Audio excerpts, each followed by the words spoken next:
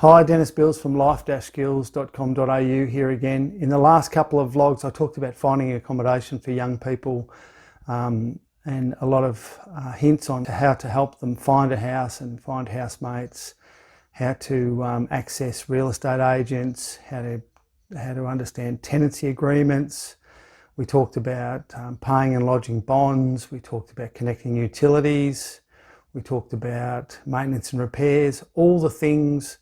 that you need to understand about a house and a house sharing arrangement before you actually go into the agreement. Rates and insurances, other options other than just renting a house together, changing addresses, moving in and out, hints and tips. But one of the things that came up during that video was we talked about the cost of housing for young people and how basically the under 35s have almost been priced out of the market. Now, one of the other things we talked about was that how important it is for co-tenants to have some sort of loose arrangement or set of rules or guidelines to go by if they're going to share a house. Because one thing I can tell you is that most co-tenant arrangements with young people, most that fall apart because they don't have an agreement on what is acceptable behaviour and acceptable standards in the house. And I know young people don't want a rule book. They don't want some stringent, Moses with the two tablets, thou shalt not leave the toilet seat up type thing. But what has proven to be successful is if young people have an understanding of what is acceptable behaviour for them. Now, in regard to these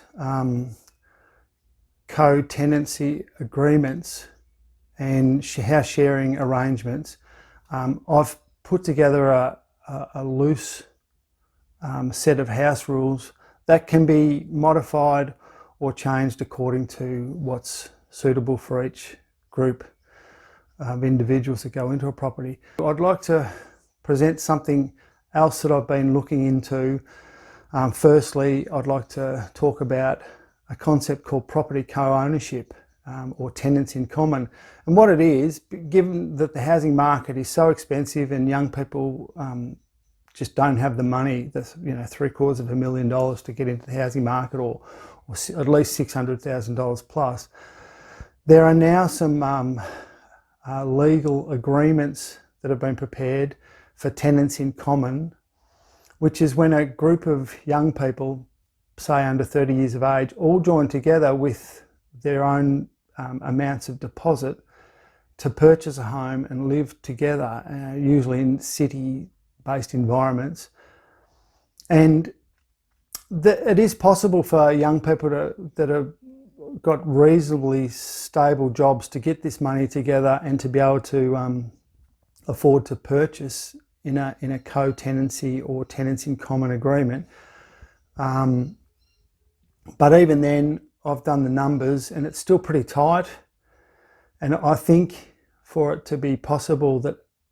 it would need each of the young people to still be eligible for at least a portion of the first home buyer's grant. And I'm thinking if they were allowed to have around 50% of it each to contribute to the home, then along with stamp duty reductions, particularly in those states other than Victoria and New South Wales that have yet to do so for young people, with a stamp duty reduction and to allow the young people to still be eligible for first home buyers, then that gives them a substantial amount of money to put on top of their deposits and would allow young people to actually buy a house together. The price limits on the values of houses eligible for first home buyers should also be increased to reflect the increased purchasing power of these combined or the combined incomes of these multiple young buyers. So I'll give you an example. If there were 4 young people and they wanted to purchase a house of about $650,000, say in Melbourne, at around 3.2% interest over 30 years, with the assistance of a 50% allowance of first home buyers for each of those 4 young people, would add up to about 20 grand. And then if you combine that with a significant stamp duty concession for a house, say, that was $650,000, less their first home buyers, that takes it down to around $630,000. But if each of the young people also raised, only had to raise about $7,875 each to make up the $31,500 deposit, which is 5% of the purchase price, the cost of the home would add up in loan value to approximately $600,000, meaning that the overall weekly payments would be around $599, say $600 a week, or around $150 per owner. Now, if this could be, if this was possible, then a lot of young people would be able to actually get into the housing market without having to save up, $30,000 or $40,000 or more, and without having to borrow extraordinarily high amounts of money. So it is possible. There are avenues out there for young people to do this, but it involves some discipline. But the $150 a week in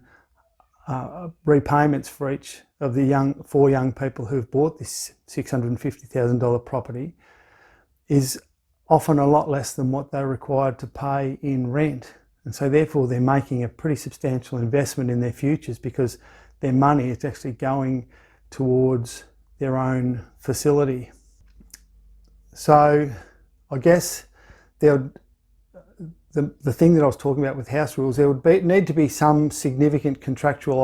obligations that would bind each of the young people to their agreement, for at least for a minimum period of time. There would also need to exist the potential for one or more of the lenders to exit from the loan after that period has expired, but permits the other three tenants to keep on with the loan. And there are a few ways that this could happen. One is that the other three tenants could buy out the fourth person's share of the property at an agreed rate. A second option is that one or more of the tenants buys the fourth person out, thereby increases their overall shares in the property, as well as their voting rights in regard to any decisions pertaining to the property. So it can become quite complicated. Another untried option is that the tenant who wishes to leave their current arrangement offers up for sale their quarter share of the property, but in a yet to be established part property marketplace, whereby the new buyer would be able to purchase the departing tenant's shares in the property at an agreed price reached by the buyer and the departing tenant. I guess the only catch with that is, in a situation like that, is that the other three tenants would first need to agree and sign off to a new tenant's right to purchase the fourth share in the property. So I understand that an arrangement such as this could bring to bear a range of potential legal discrepancies and or disagreements, though I'm assuming in advance that most issues could be identified and averted quite early on by ensuring that the wording of the contract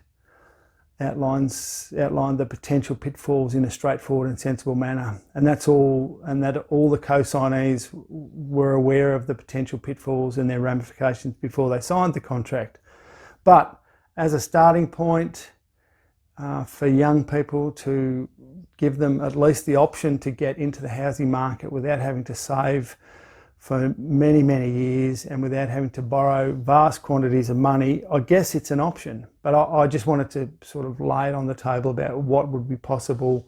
what would make it even more attractive, and what would make it even more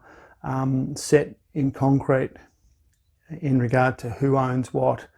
how long they've got to stay in the agreement for, and what happens if the four people decide they want to break apart or one person just wants to leave. So I guess this makes my set of house rules even more significant, insofar as I've prepared a basic set of rules for house sharing that covers the following things, like rent payments, grocery allowances, money collection, keys and security, who provides what essential items. If you remember, I prepared in an earlier vlog, I proposed a list of essential items that you would need to move into a house and be independent.